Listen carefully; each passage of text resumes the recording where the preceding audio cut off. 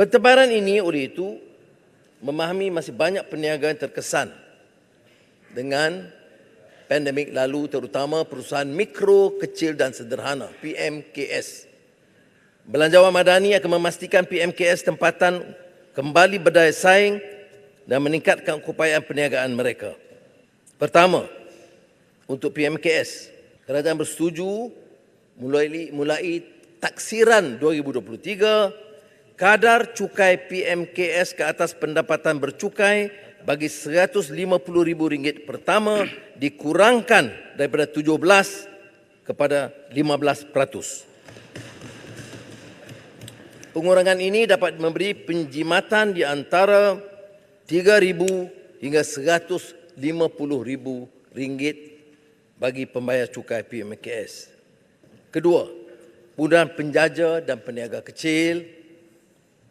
Saya sering tegaskan, jangan hanya kita bangga dengan gedung-gedung besar, bangunan mega dan mewah dan mercu tanda, tetapi peniaga kecil, gerai dan warung.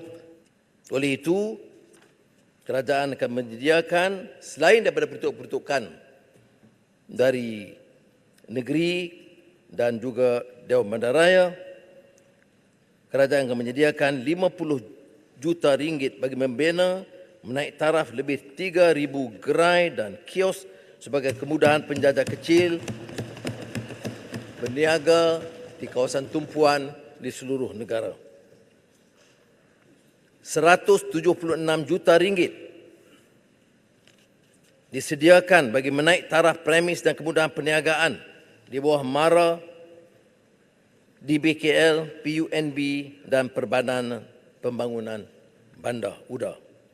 Ketiga, kemudahan pinjaman dan jaminan pembiayaan.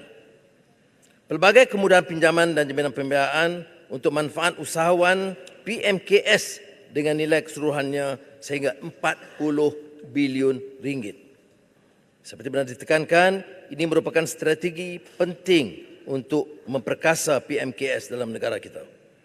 Usahawan mikro dan penjajah kecil disediakan kemudahan pinjaman di bawah agensi seperti Bank Negara Malaysia, BSN dan Tekun dengan dana yang tersedia berjumlah RM1.7 bilion. Antaranya RM300 juta dikhaskan untuk menyokong perniagaan mikro oleh usahawan wanita dan belia.